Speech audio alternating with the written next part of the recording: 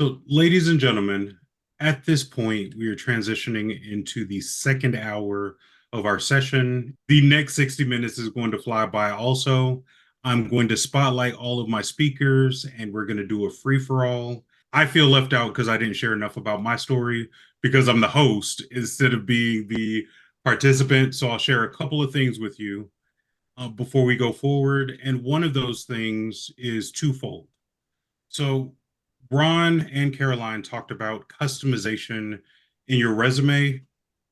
If you are applying for a public company, looking at the 10K report is possibly the best thing that you can do to understand how that company works, what they care about, and everything else that's going on.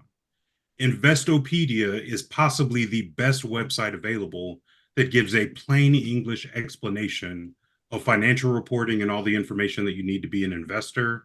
But given that information, what ends up happening in a 10K report is that public companies are required annually to do public disclosure about the overview of the business and its main operations, its risk factors, financial data, management decisions, and what they're doing strategically for the future, and some supplementary data. Regardless of your level, if you're applying for a public company, I highly recommend looking at the 10K statement because it's going to tell you everything you need to know to customize your resume. Again, for those of you who are senior people, if you're thinking about being on the board of a company, because most boards are for public companies, you absolutely need to look at the 10K statement. Or if you're going to apply to be the CISO in a company, what you learn about how the business operates and the risks that it faces and how it's going to respond strategically put you in a great position. And so this advice applies up and down the employment stack. But for senior people that want to be on boards, if you haven't read the 10K statement, you're going to sound like a crazy person when you show up for the board interview. For entry level people, if you look at the 10K statement and you have a good understanding about the company that you're applying for, if it is a public company, you're going to stand out like like you've been exposed to radiation and you're glowing like Homer Simpson because very few people think about doing this.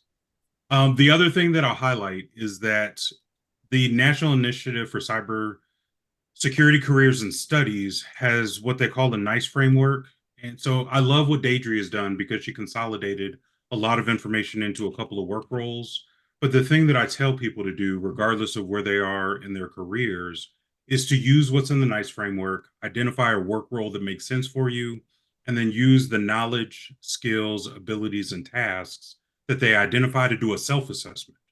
Because if I understand, based on what I've identified for a work role, that I'm a beginner in some of the criteria and I'm intermediate in other criteria and I'm advanced in another collection of criteria, I at least have a good starting point to say, do I meet 70% of the requirements in the work role?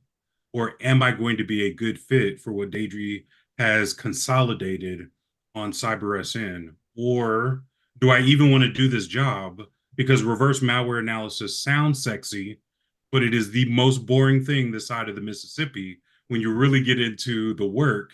If you're an outgoing person that needs something that's more social and would align better with an analyst role rather than a malware analysis role. And so you can learn a lot about yourself. You can do your own self assessment. You can identify knowledge, skills, and abilities that need to be enhanced simply by looking at the NICE framework, picking a work role, and moving forward. And I thought about senior people. There is a work role for senior people that says executive cybersecurity leadership. So if you want to be a CISO or a director or a global cybersecurity leader, you can still look at executive cybersecurity leadership, identify the knowledge, skills, and abilities that you have. You'll notice that a lot of them are emotional intelligence functions, not technical functions.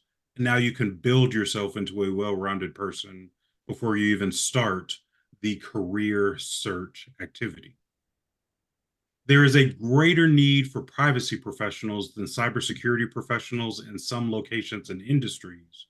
For each of our speakers in the order that you went, starting with Jimmy, what is your recommendation for people to find? What are the hot jobs in a specific location that individuals are looking for? I would see what's happening in terms of meetups. Generally, it depends on your city, because if you're in an urban place like San Francisco or the Bay Area or New York or what have you, there are a lot of whatever that technology is or whatever that sector is, there happen to be a lot of meetups that you can suddenly pop up if you're, going on Eventbrite or things of that nature as well. Also, if you can get an events calendar of just conferences in your city, see what conferences are currently hot right now that aren't big name conferences. Like RSA is always going to be RSA, and Black Hat is always going to be Black Hat in the big conferences. The other thing that I always do, right, and I use RSA generally as the marker, but RSA is a little later this year, is I find the top buzzwords that are coming from the first conferences of the year, because generally those buzzwords will be riding out that whole year going forward because the sales team has picked up, what their talking points are going to be. So those are some of the things that I would do to figure out, what's the best in my area.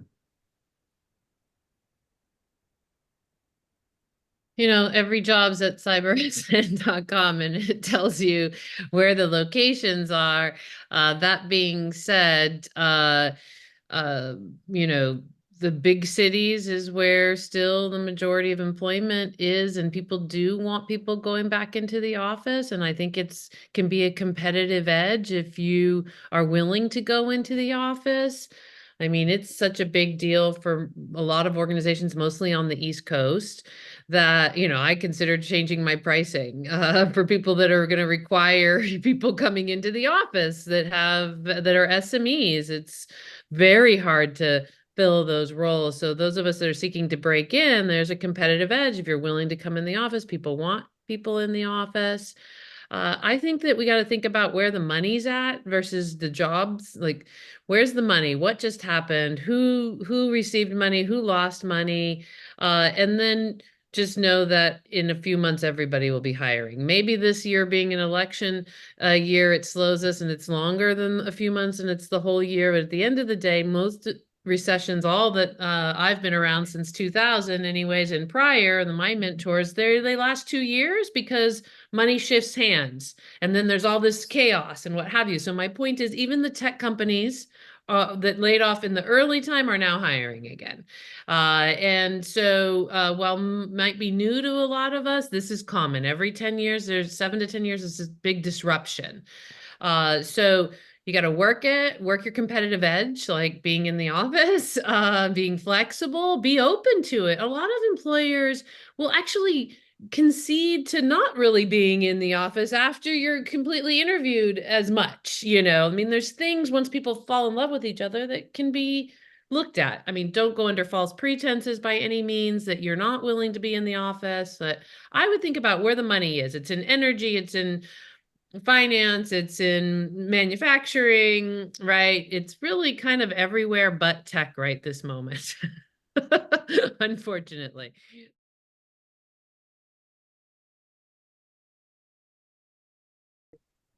So if you search, whether it's on LinkedIn or whether it's simply online, and you write, cybersecurity professionals in my area, some cybersecurity professionals have blogs, some cybersecurity professionals have websites, and you can try to connect with these folks. You can learn about what are the roles that they do. Upon doing a search like this, you might actually find that people in your local area, there's a lot of people with one sort of job.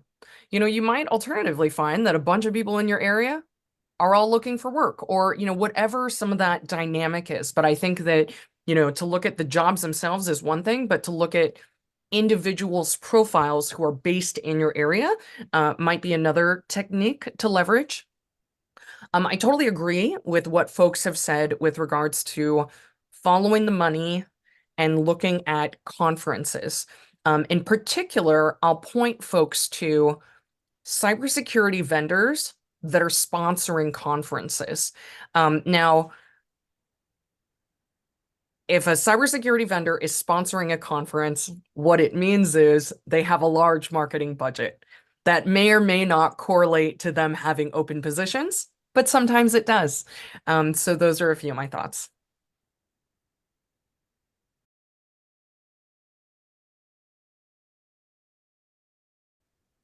And one thing I forgot to mention when I spoke the last time is LinkedIn is a great way to find out who you should be looking for and start connecting to them early. A lot of people here in this area, at least, use LinkedIn. And I would just go out there and look for some of the roles that you want to aspire to get. And I would start connecting those people and start building a relationship there. But just given the technology centric way that we are here in Atlanta, it's pretty easier to make the connections to the people here, and to actually can help you develop further in your career or get your career. Imposter syndrome is a psychological occurrence. A lot of people who have it doubt their skills, they doubt their abilities. Often they think that they're not even qualified, to the extent that they might even think that they're a fraud, even though they're in a great position. And so, again, Jimmy, starting with you, I've run into so many security professionals that are great people. They know what they're talking about, they're doing good work, yet every second of every day, they think that somebody is going to discover that they really aren't as good as they are. What are some of the things that you do to encourage your people to not feel like they're imposters or frauds? Because I think that answer to that question is also going to help people who are looking to move into the profession and move up in the profession really have confidence about what they're doing and how they're doing it, and that they really are prepared for success. So there are several points to that, but one of the things that I see that's consistent with people who do have the imposter syndrome is they come from a background that it's not normal to have that position. If you're the president's son, then you used to hang around presidents and executives. So for you to be the next president is something that's normal. You don't feel like an imposter, that's just your peers. So when we come from backgrounds where we're maybe not of the same economic means, and tech has changed lives to where, at least for me, when I worked at a machine operator before college, I made like $50,000, $60,000 a year, and I thought that was amazing money. Now, you would do that for a contract or something, but and so the numbers in tech have become so staggering that we love it, but it's alarming to us that we can get paid that much to do something we actually love. And so once we get past that fact that, yes, the money, make the money the abstraction. What are we doing? How are we leading? And who are we surrounding ourselves with? The other thing about that question that ends up happening as well is that hopefully we are choosing positions that are a little beyond our current capability. We don't want to be doing the same position over the 10 years, doing the same thing over and over again. We're not stretching ourselves. And that stretch, there has to be some hesitation because we don't know what the future is going to be. We don't know if we will hit it 100% right, but we know that we should target that. And so by shooting for something that's really hard to hit, by aiming for that goal that's amazingly high, that can make you feel like, and getting it.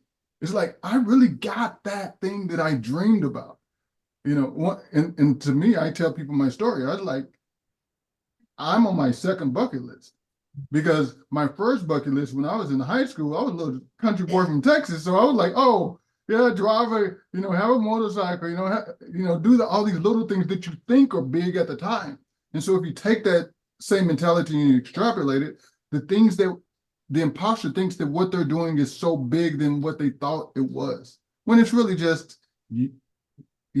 everything now is just touchable and tangible, and lean on your network when that hits you, because you will find many peers around who will share your common story and help you feel grounded that you're not an imposter, you do belong. And there's, especially with the internet, there's trolls. Do not feed the trolls. Know that, believe in yourself, work with your peers, and especially these panelists, like, talk to people, because you have so many people around you who have been through similar things, not your same path. Everybody has a unique path, but who's been through similar things, who's been through obstacles, and that chip on our shoulder is what's the motivation that takes us from being a great person to an all-American, all-world person. Yeah, it's one of the things I spend a lot of time doing on the most, and to believe it or not, with the senior folks, because of the job searching system. People think they're getting rejected, and I'm like, hello, you're not getting rejected. You don't even know what the job was. You talked to somebody, and I guarantee you still don't know what the job is. So how were you rejected? What you're dealing with is the broken system. So I think that really people have just got to own that. And then, like yourself, I was trained to act as if, act as if you're confident, act as if you're knowledgeable. That doesn't mean fake it. It means act it, be it. What's the difference is the state of being versus the thoughts. And so I want to say to everybody that humans are super capable of doing whatever they want, and there should be no shoulding on us all. I was trained that shoulding is shitty on each other. There's nothing you should do. It's about what do you want to do. And when you know what you want to do, you'll be confident. When you can have clarity, you'll be more confident. And then the rest is speaking and practicing talking. A lot of us came up through sales. Some of us didn't. At the end of the day, there was a little bit of a naturalness to my gab. It had to be refined to become an executive, for sure. Those of us that don't have it as natural just need to practice it more in the beginning. That's all. You can do it. You can do anything you want to do. You can be technical, non-technical. You can be both. You can literally do what you want to do. So to me, I think it's a lot of everyday self-affirmations and surrounding yourself by the people that think the same way and live life the same way, positive energy. And when things are tough, go to those people and get your mind, picked up. It's not just you, it's everybody's figuring this out. I love this question, and one of the things I really enjoy about it is I think it brings our focus a little bit beyond. I think there's been a lot of focus today on when you're not yet in the industry, breaking into the industry, and there are certainly people who are in the industry who are rising in the industry, and folks in that position are going to face different challenges.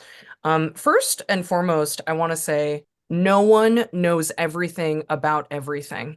And sometimes, you go to a meetup or you attend a conference and you find yourself standing with a little circle of people, and sometimes it just feels like every person in that circle is just talking to try and show off how smart they are. And that to me is not very interesting, and I think that what's interesting from an imposter or not imposter perspective is, do I know the purpose of my job, and do I do it very, very well? Do I understand the context of my role and how it interplays with other folks? And do I understand the impact? Do I understand the positive value of the work that I do? Sometimes I'll admit I totally have imposter syndrome. Everyone I know has experienced it at one point or another. And for me, one of the things that I have found that helps sometimes, particularly if I'm giving a new talk that I've never given before, a lot of times I'll try and show up a little early, and if there are other folks there early, I'll say to them, hey, tell me a little bit about why you chose to spend your time coming here today. And when I have a couple of those folks chats with people, that can really help me. I also want to say, and I'm observing one of my team members go through this right now. Really great people, sometimes you rise and you keep rising and you keep rising, and you know what happens? All the haters come out. And that is a prime opportunity for imposter syndrome. And I encourage folks, when they know that really what's happening is they're rising, because maybe they've received a promotion, maybe they've received an expansion in their role, And people just, haters are just going to hate. They're going to come out from everywhere. And it's, I think, you know, and what happens, unfortunately, is to the rising star, you know, it's a real opportunity to doubt oneself. But I encourage folks, if you're experiencing something like this, I encourage folks to think of it like this. If people are hating on you, more than likely, it actually means that you're rising. So just want to, you know, share some perspective and say that it definitely happens to all of us. And we each have an opportunity, no matter where we are in our careers, to listen to the people that we trust and respect. Who cares what somebody says about you if it's not a very nice thing? If you don't like or respect that person, it doesn't matter. Trust the people that you like and respect. And when they say good things about you, believe them. And when they say constructive feedback to you, you know, try and be open to it. Well, similar to Caroline's story, I'll start with myself. When I got promoted to come actually here and run the Southeast, I was scared to death. It was the biggest promotion I ever had in my life. And I looked, the guy was here before me and the people that are at the executive level, and I said, God, I don't belong here. And there was a gentleman by the name of David Barry, who was a senior VP. He brought me aside because he actually saw it on my face. He brought me aside. He says, hey, all these people here put on their clothes the same way you put your clothes on this morning. All these people here have the same concerns that you were playing in your head, but we can actually see yours play out live. But we all have the same questions. And that calmed me down to a great extent that I was able to go ahead and function. Now, how I use that to help people to come through my office is that, look, here's a role that you want to do. Here's a role that you can do based on what I've seen in your paperwork, and more importantly, based on how you've articulated what you do and what value you bring. Any company who's looking at you is looking for the value that you bring to them and can help them with their current need. As long as you know you can do that and believe you can do that, you can do that. And what you don't know, you'll learn it. Don't be so hard on yourself. Go forward, move forward with it. And I tend to get people relaxed and get away from that. But it pops up as ugly, even today. It pops up as ugly head with from time to time with what I do now. But you've just got to believe in yourself and got to believe it. You're going to get through this, and it's just a moment in time. But you will get through it. We are always taught to be humble, you know, to just put your head down and you know, just keep working, you know, and don't ask for much. And I've always found that a closed mouth doesn't get fed. If you don't show what you're worth, if you don't ask for what you're worth, a company will never voluntarily say, oh, Jimmy, here's a bucket of cash because you're a nice guy and you've been working quietly. Like, they will pay you and they'll keep paying you, and you may get your 3 to 5% raise. But I tell people my Netflix story. And that was, I got hired and I was there for about 6 months, and I said, I think I'm underpaid. And so I went to HR and I said, I think I'm underpaid, blah, blah, blah, blah, blah. And my salary doubled pretty much by me opening my mouth. Because they looked at the industry, they looked at what I did, and they said, Jimmy, you're right. And they came back and they said, here's your adjusted salary. And that would have never happened, ever, if I would have been humble and quiet and a hard worker. And I also, when I worked at Samsung, and I was a security architect at Samsung, and I sat next to the recruiting team and the hiring team. And I heard the things that people would ask for, and the HR team and the recruiting team would say yes. It blew my mind. And it taught me never, ever keep your mouth closed if that's something you want, and you can articulate it through facts. If you are a subject matter expert and it's in your wheelhouse, hey, talk about your wheelhouse. Talk about, you know, something that you're passionate about. But the one thing I will caveat that with, be the first to acknowledge I don't know. I believe that all the panelists would agree that the system for hiring is broken. But the most broken part of the system is that stupid asset tracking system or applicant tracking system. Are some tools and techniques and approaches that people can use to overcome the frustration, or even is there some hidden secret that helps people get past the foolishness? Yeah, it's so foolish that I actually recommend people don't make specific resumes, because the ATS system, as much of us as we think that it's catching keywords only, even if it's catching keywords, there's too many of them, and there's no rhyme or reason of how a resume gets in front of somebody. It's all about getting a resume that you're then going to show up and speak to, where you feel confident speaking to it. And a lot of times with changing the resume, that can be challenged. But also, to your point of how much work it is to do, which is why I say you're going to get in the system. As we all know, you can see, number 250 is you're applying and what have you. That discouraging number may also keep people from applying. And so I say, don't put a ton of time into changing your resume. Me personally, it's not the gig. Show up as you need to show up. Have a good resume that speaks to what you're doing, as everybody's talked about. And don't get discouraged about how many people have applied, because who knows what that is. I get it. It's possible nobody gets to number 200, and it's also possible that they do. Who knows? And so these ATS systems are really not about matching to jobs. They're just about tracking. There's a lot of rules and regulations, and it really feeds into that, problem that companies have of submissions, who submitted them, if they're using staffing agencies, where did they come from first. It's all about just stamp of time and day, and everything else is who knows who gets your resume gets in front of. So put one that you're confident with in there. And I personally wouldn't spend the time.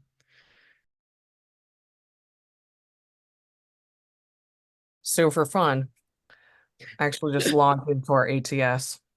And ATSs, they have their place. I think that from the perspective of a candidate, here's what I think. There's stuff that you can control, and there's stuff that you cannot control. And you know what? How the ATS works, and where the other candidates are, and what the biases are of the recruiting, folks, or the hiring managers, or any of that, all of that is outside your control. And so my advice is not to spend a moment of your time worrying about it, because you have an opportunity to put every piece of focus and attention and energy that you have on stuff that you can control.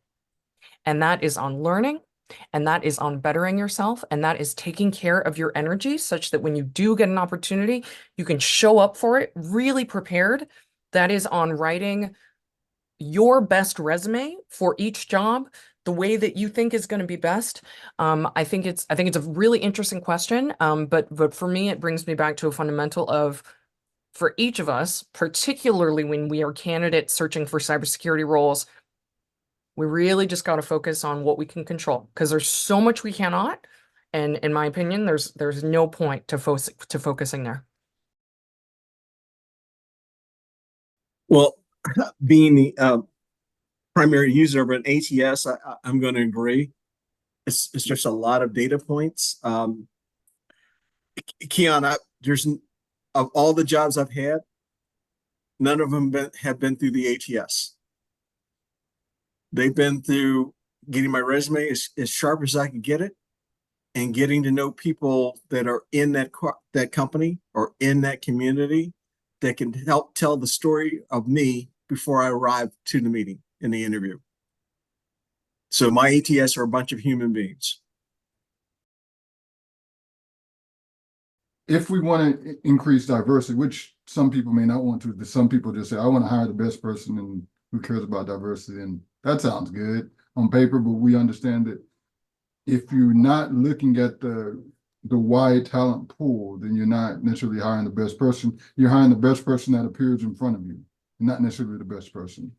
And so with those tracking systems, it may be people who aren't who we're not targeting and we're not reaching because we're using this certain system that, you may not see that person who didn't even find out about the job. So I didn't necessarily like it that much. And plus, a lot of companies I worked at, we have a either a college bias, a university bias, or an old job bias. Oh, all my old friends worked at Oracle, and they currently work here at this company. Oh, my old friends went to Berkeley, and we have Berkeley. So you can have all the systems in the world, but you still have the clicky things that the hiring process that can get past the tracking system. If I have a family to feed, I got to have a job. If there's something new, we've had some kind of change, I've got to have a job. Or in some cases, the company has turned from sensible to stupid. But my job is so important that I'm not willing to give up this job and this regular paycheck, even if I'm being mistreated or abused or not taken care of. And so, my question for the panelists, and we'll start with you, Jimmy, so that we're back on my regular schedule. How do you advise people to manage risk when they're pursuing opportunities, whether it's getting in or moving up or moving sideways? Because I've observed that people are willing to accept so much garbage from their employer or their manager or their supervisor or the person interviewing. It was so bad on LinkedIn that somebody was complaining that they were applying for a job and they were told by HR that the chief information security officer is just a donkey and that's how he is. And if you want to work for this company, you have to deal with that. I was like, that is totally ridiculous. But I can say that not looking for a position working for that person, somebody else might have to go through that. So what are your thoughts? So understanding where you are at your current place in the world, meaning, do you have I won't use, I like to use the word FU money, but do you have the, I won't take that money in your pocket? Meaning, if your boss or an employer comes to you right now and says something bad to you, are you in a position to say, I don't have to take that and I can walk? Or at least, and to me, that type of money, you need at least like 3 to 6 months of being able to live comfortably to be able to do that, because that's about how long it generally is. I think it's going to find your next opportunity. But the other thing is, have you, the same way, because almost like the cobalt effect, are you red teaming your next opportunity? Are you investigating the executives? Are you going on Glassdoor? Are you finding out who's the yeller of the industry? Do they have a track record of yelling? It was like, are you seeing, it's like Linus, like he invented Linux, but he has a horrible personality. You always see pictures of him flipping people off and cussing at them. So are you doing research on your next opportunity so that you don't walk into that environment? Or are you setting up, and this is the other thing I found about negotiation contracts. Are you, when you get hired, especially if you're salaried, putting in certain clauses in your contract that says, barring, emotional stress in your contract or something like that, so that you do have some kind of out, so that even if you do say I quit, you still walk away like 3 to 6 months of a severance to allow you to bounce back.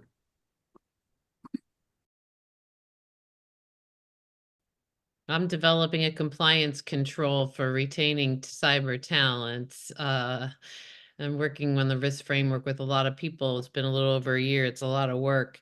But for me, I think that, I'm tired of talking about managers need to treat people correctly. I'm tired of talking about emotional intelligence skills, and it's like only laws doesn't do anything. And I think that even when we have them, it's super hard to turn people in for who are not caring for us. And yet at the end of the day, that's what we need to do. We need to not work for those people, and we need to confront those situations. And it's hard and it's terrible. And it breaks my heart how much of this goes on. So I think that we've got lots of angles we need to attack. And one is just knowing that we don't have to work for cruddy people. And I know that's easier to say than to do sometimes, especially when we're new. And so if you're in that situation, get back out there from a job searching perspective and talk to people about getting you into a culture that's kind and supportive. I'm going to go the legal route of making it to where, if you're not treating people well, they don't stay. So let's, maybe we go that way, and considering how important this industry is, let's, see if I can't get a compliance control to make people do right.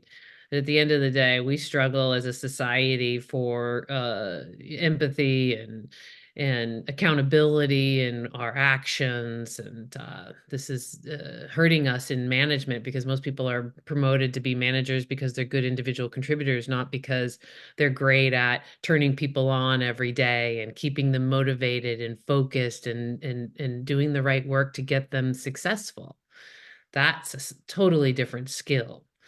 So we need a lot of skills training and what it means to manage and develop and retain talent and build cultures. And I'm going to take the legal approach for right now, because the other approach is just taking too long. Yeah, love the topic. First, I want to say that every person has their own financial situation. And I have a tremendous amount of respect for folks who will literally do anything to take care of their families. Because sometimes folks are in a situation where you got to do what you got to do. And I really respect those folks.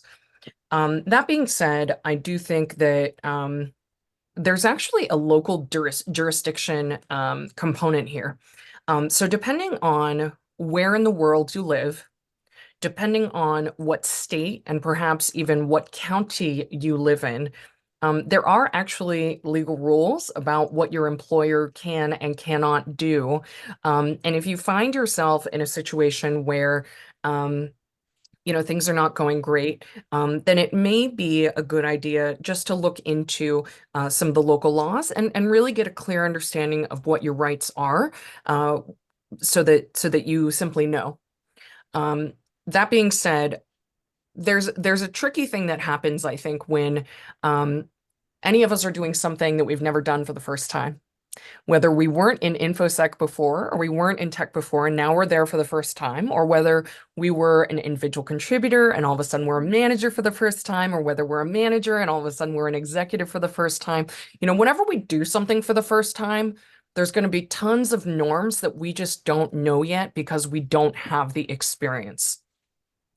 And let me tell you, at any of these levels, it is not normal to be mistreated. It is not normal to be harassed.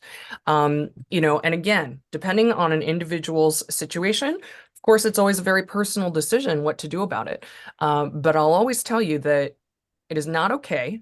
And if you can find an alternate path, then I encourage you to put your effort in that direction.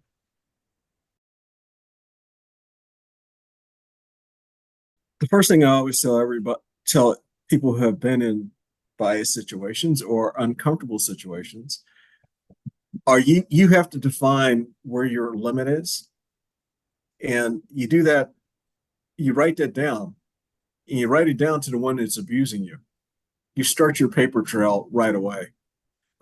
Because sometimes they resolve themselves, and then sometimes it takes an outside party to help get it resolved.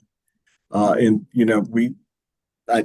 know of certain people, as you can, they can help you resolve that legally if it becomes an issue. The worst thing that you can do is to you put up with enough that you always want to protect your family and make sure things don't get hurt there, but you don't put up with it when it goes beyond a point of being able to respect yourself. So you've got to set that line, and you've got to set it. You also got to tell the person who's applying the abuse that here's this line. You've stepped over it, and this is how you stepped over it, and this is not acceptable to me. And you give it to them in writing. You document it, and then you give that same document to whoever the HR department is there, and make sure they understand that you have been, in your opinion, you have been abused. This is how you've been abused. and you're not willing to put up with it any longer. Because you may have to use those same documents with a third party outside the organization at some point. And I've experienced that. And that's the best way that I can tell people to handle it.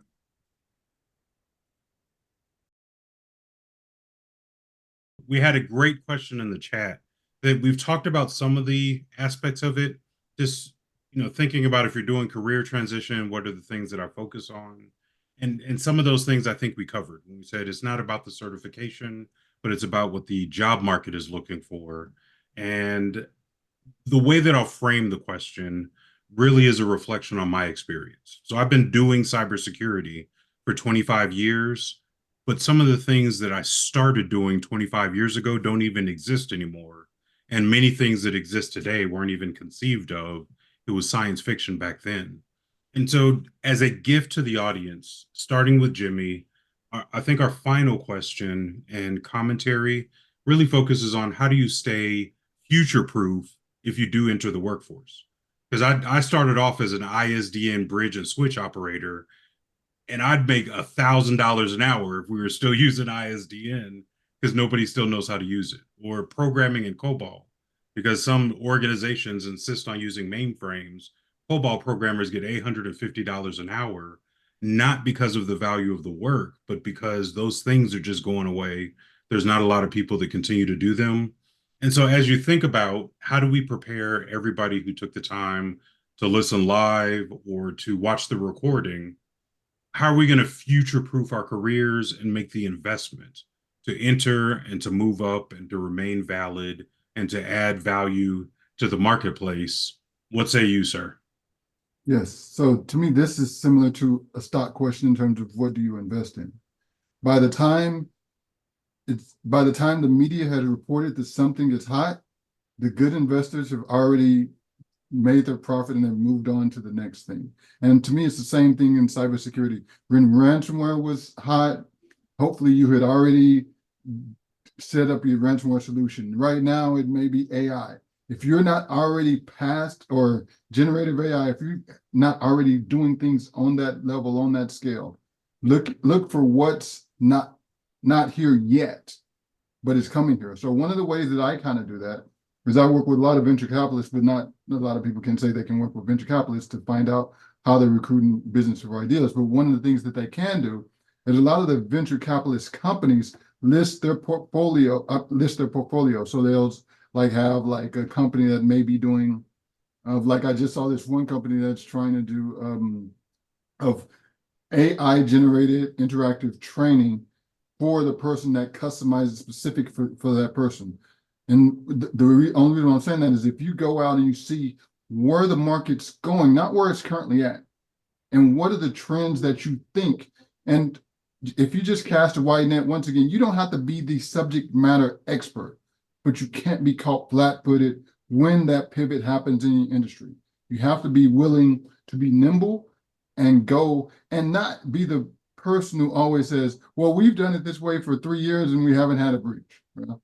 That's good for you, but that's not the way the market works. Security is always changing, the industry is always changing. So stay nimble, try to go where the ball is going or where the market's going, and not necessarily where it currently is. I can't stress enough, it's going to be communication skills. We can learn anything, new technologies, new results of the implementations of new technologies. That's a constant, learning. You got it. My cyber team calls it staying close to the flame. My chief security officer says, I'll do anything for you, Data. Just don't take me away from the flame. And so, there's always going to be that. You wanted to stay in contact with the new threats, new solutions, all of that. What is not going to change is how humans feel when we speak to each other, whether it's digitally speaking or verbally speaking. It is absolutely the case that we can impact each other very negatively or very positively. And it is the skill to impact people positively that is needed around this planet, work everywhere. And that is never going to go away. or change, you know, and how we make somebody feel good versus bad isn't going to change. Nothing new is going to come to that equation. So I can't stress enough how owning that is so important. Whatever you do next, whatever role you find yourself in, make sure you understand the positive impact that you're creating. What is the value that you are adding to that organization? Learn how to measure it, learn how to talk about it, learn how to write about it. And there's a little intersection actually here with one of the questions in the chat. Mia asked a question about, well, what if I don't have cybersecurity experience yet? You know, how can I highlight skills that I have that might be transferable? You know, I recommend that folks look at the intersection of these three things. One, what do you know you are really good at? Number two, what do you enjoy doing? And number three, what about the intersection of those two things that you're really good at, stuff you're really good at, and stuff you really enjoy doing, what happens when you apply that, and how are you adding value and creating positive impact? Because no matter what you do, if you're creating impact and you can help other folks understand the impact of your work, that is gonna continue to go with you no matter where you go. Well, the one thing I would say is, as a professional, you've always got to be open for change, because change is constant in the field that we've selected. And you've just got to be not only open, what's your next move? Always be thinking about what your next step is, and get there before you need to be there. That's the best advice I can give you. Figure out what your next move is and be there before you actually need to be there.